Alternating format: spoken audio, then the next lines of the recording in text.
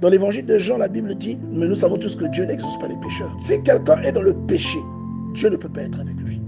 Si vous êtes dans la convoitise, Dieu ne sera pas avec vous. Vous convoitez les objets, les biens de quelqu'un, le mari de quelqu'un, la femme de quelqu'un. Vous convoitez les vêtements de quelqu'un. Dieu ne sera jamais avec vous. Lui, il est le cep, son père est le vigneron, et tout sarment qui est attaché à lui, qui ne porte pas de fruits, qu'est-ce que Dieu fait?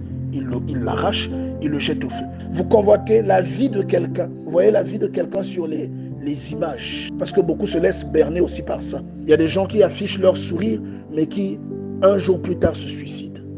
C'est pour dire que les sourires que vous voyez ne veulent parfois rien dire. Le changement de quelqu'un qui a rencontré Dieu se ressent. Et tout sarment qui est en lui et qui porte du fruit, qu'est-ce que Dieu fait? Il les monde afin qu'ils portent encore plus de fruits. Ça vient avec l'Esprit de Dieu. Il dit, si quelqu'un ne demeure pas en moi, il est jeté dehors comme le sarment.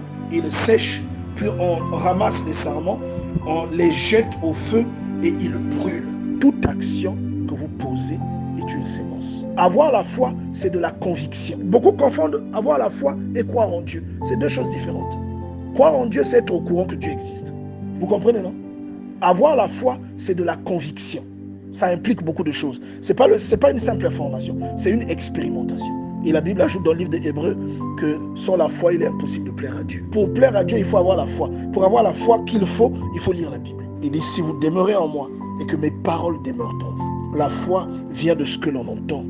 Et ce que l'on entend sort de la bouche de Christ. Il dit, si vous demeurez en moi et que mes paroles demeurent en vous, demandez tout ce que vous voudrez. On ne peut pas forcer ça. Si vous forcez ça, on saura que vous avez forcé. Si quelqu'un est dans le péché, Dieu ne peut pas être avec lui.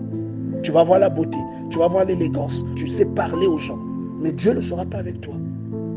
Mais si tu crains Dieu, Dieu sera avec toi. Et si Dieu est avec toi, tout le reste là sera dans ta vie, parce que Dieu est avec toi.